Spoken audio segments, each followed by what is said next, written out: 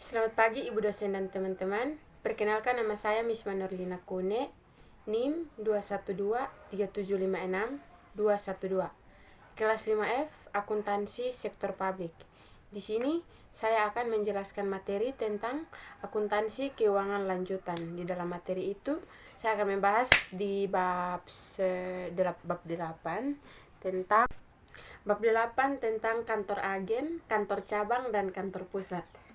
Nah, di dalam kantor agen, kantor cabang, dan kantor pusat ada pembentukan dan karakteristik kantor agen.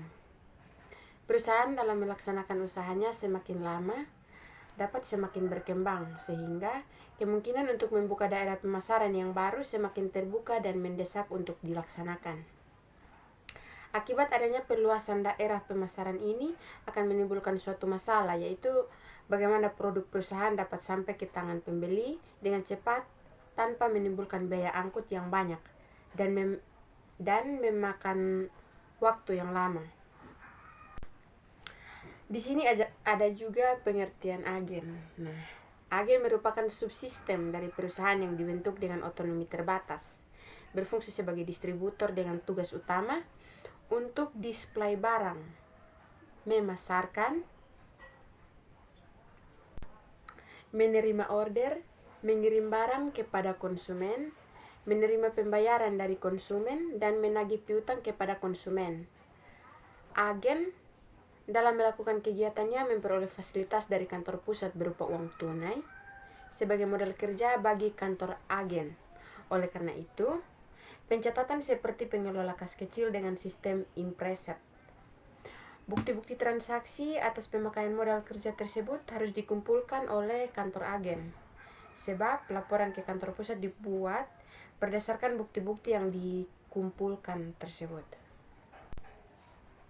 Ada juga akuntansi kantor pusat dan agen.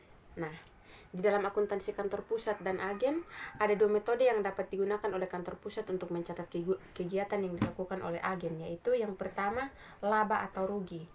Nah, laba atau rugi kantor agen tidak dipisahkan dengan laba atau rugi kantor pusat tersebut. Yang kedua, kantor agen dipisahkan dengan laba rugi atau kantor pusat.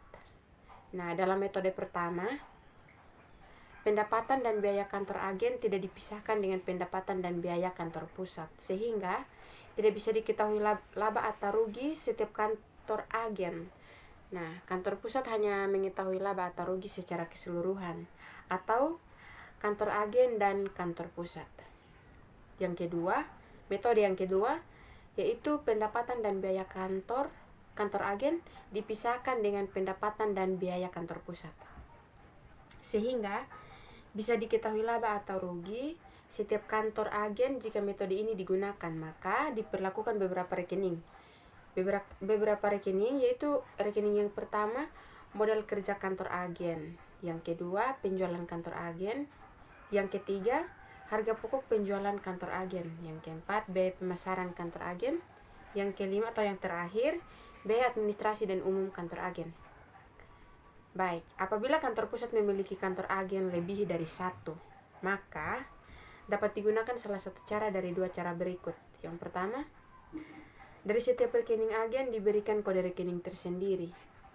Yang kedua, kantor pusat hanya memakai satu rekening buku besar untuk semua kantor agen, sedangkan untuk setiap kantor agen hanya dibuatkan rekening pembantu. Yang berikut ada juga pembentukan dan karakteristik kantor cabang. Dapat dijelaskan bahwa dalam era globalisasi saat ini, dunia usaha dipicu untuk bersaing secara ketat. Berbagai macam cara dilakukan perusahaan untuk meningkatkan omset penjualannya, misalnya dengan cara penjualan angsuran, penjualan konsinyasi, dan membuka kantor-kantor cabang. Apapun sifat dan jenis usahanya, biasanya kantor cabang di bawah pengelolaan seorang manajer cabang dan ia bertanggung jawab kepada top manajemen pusat. Nah, manajemen cabang harus melaporkan tentang aktivitas dan hasil usaha cabang ke kantor pusatnya serta mengadministrasikan aset, hutang, dan modalnya secara baik. Hal ini juga untuk keperluan analisa dan pengambilan keputusan oleh kantor pusat secara garis besar bekerjanya suatu kantor, yaitu sebagai berikut. Yang pertama,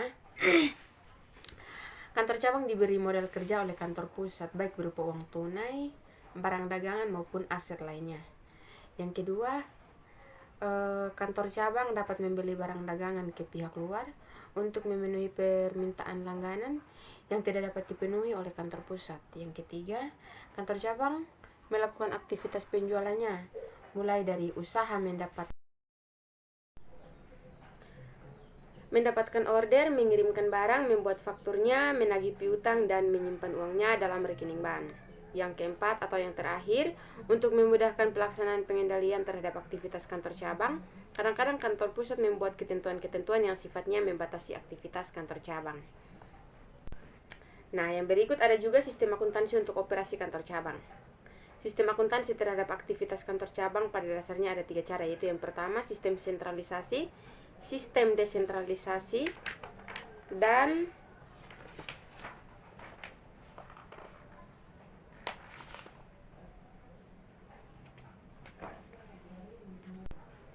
penyesuaian terhadap rekening timbal balik.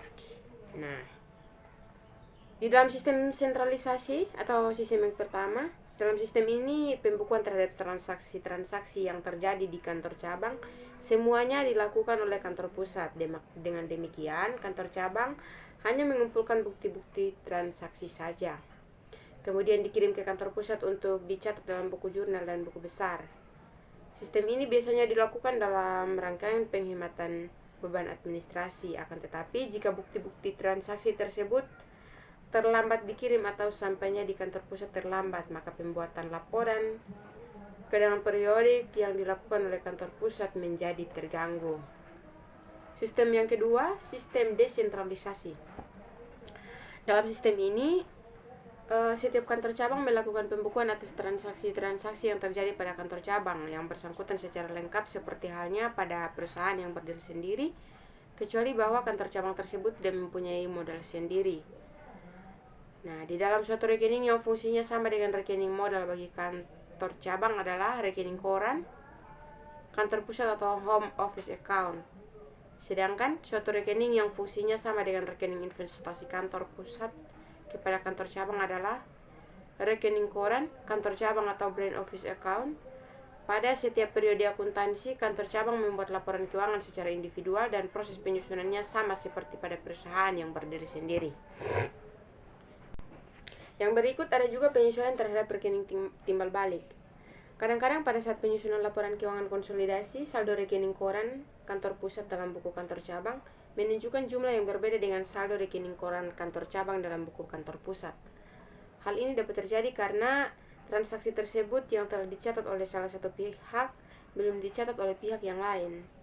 Pada dasarnya ada 4 hal yang menyebabkan perbedaan rekening timbal balik tersebut, yaitu yang pertama, debit rekening koran kantor cabang tak ada kaitannya dengan kredit rekening koran kantor pusat.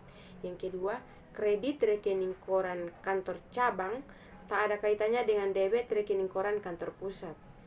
Yang ketiga, debit rekening koran kantor pusat tak ada kaitannya dengan kredit rekening koran kantor cabang. Yang keempat atau yang terakhir, kredit rekening koran kantor pusat tak ada kaitannya dengan debit rekening koran kantor cabang. Nah, ada juga prosedur penyusunan laporan keuangan konsolidasi. Laporan keuangan konsolidasi ini antara kantor pusat dan kantor cabang dimaksudkan untuk memberikan gambaran tentang posisi keuangan dan hasil usaha perusahaan sebagai satu kesatuan. Oleh karena itu, dalam penyusunannya harus memperhatikan hal-hal sebagai berikut. Hal yang pertama, di dalam laporan posisi keuangan hanya disajikan aset dan hak-hak yang ada dalam perusahaan serta hutang kepada pihak luar. Yang kedua, di dalam laporan laba rugi harus dihindarkan adanya perhitungan ganda terhadap suatu pendapatan dan beban yang sama. Ada juga prosedur penyusunan neraca konsolidasi. Yang pertama, mengeliminasi saldo rekening koran kantor pusat dengan rekening koran kantor cabang dan saldo rekening hutang dengan piutang antara kantor pusat dan kantor cabang yang terdapat pada laporan posisi keuangan kantor pusat maupun kantor cabang. Yang kedua, menjumlahkan atau menggabungkan saldo rekening aset dan hutang yang terdapat dalam laporan posisi keuangan kantor pusat maupun kantor cabang. Prosedur yang berikut adalah prosedur penyusunan laporan laba rugi. Di dalam prosedur penyusunan laporan laba rugi ada dua, yang pertama mengeliminasi, yang kedua menjumlahkan saldo rekening pendapatan. Nah, di dalam mengeliminasi ada saldo rekening pengiriman barang dari kantor pusat dengan harga yang bersangkutan, pengiriman barang untuk kantor cabang. Ada juga saldo rekening pendapatan dengan harga yang bersangkutan yang diakui dalam laporan laba rugi kantor pusat dan kantor cabang. Prosedur penyusunan laporan laba rugi yang kedua, menjumlahkan saldo rekening pendapatan dan laba di luar usaha, harga dan rugi di luar usaha yang terdapat dalam laporan laba rugi kantor pusat dan kantor cabang. Nah, untuk mempermudah mengkonsolidasikan, biasanya dibuat kertas kerja atau worksheet berupa daftar lajur penyusunan laporan keuangan konsolidasi. Daftar ini dibuat untuk membantu dalam penyusunan laporan keuangan konsolidasi. Nah, dengan demikian, jurnal penyesuaian dan eliminasi tidak perlu dilakukan ke dalam rekening yang bersangkutan, baik di kantor pusat maupun di kantor cabang. Yang berikut ada juga pengiriman uang antar cabang. Nah, apabila terjadi pengiriman uang antar cabang atau interbranch transfer of cash atas perintah kantor pusat, maka perlakuan akuntansinya diatur sebagai berikut. Yang pertama, kantor cabang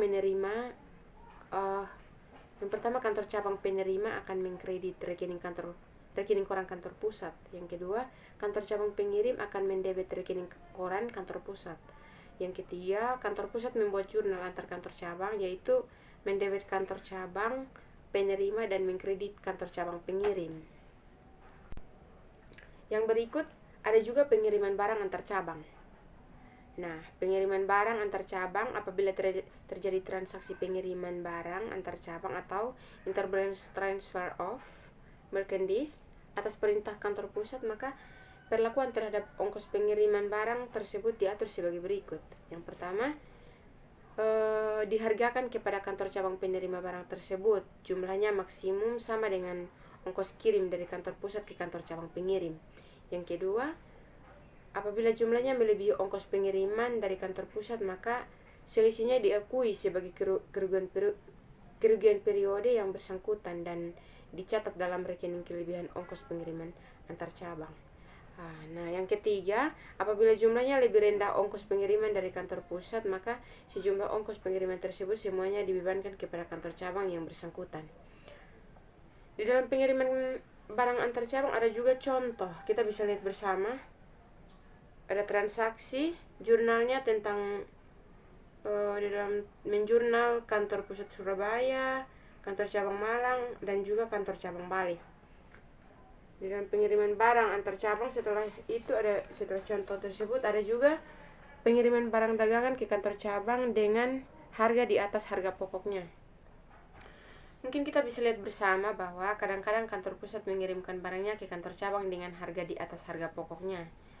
Jika hal ini terjadi, maka laporan persediaan akhir yang ada di kantor cabang tidak sesuai dengan harga pokoknya.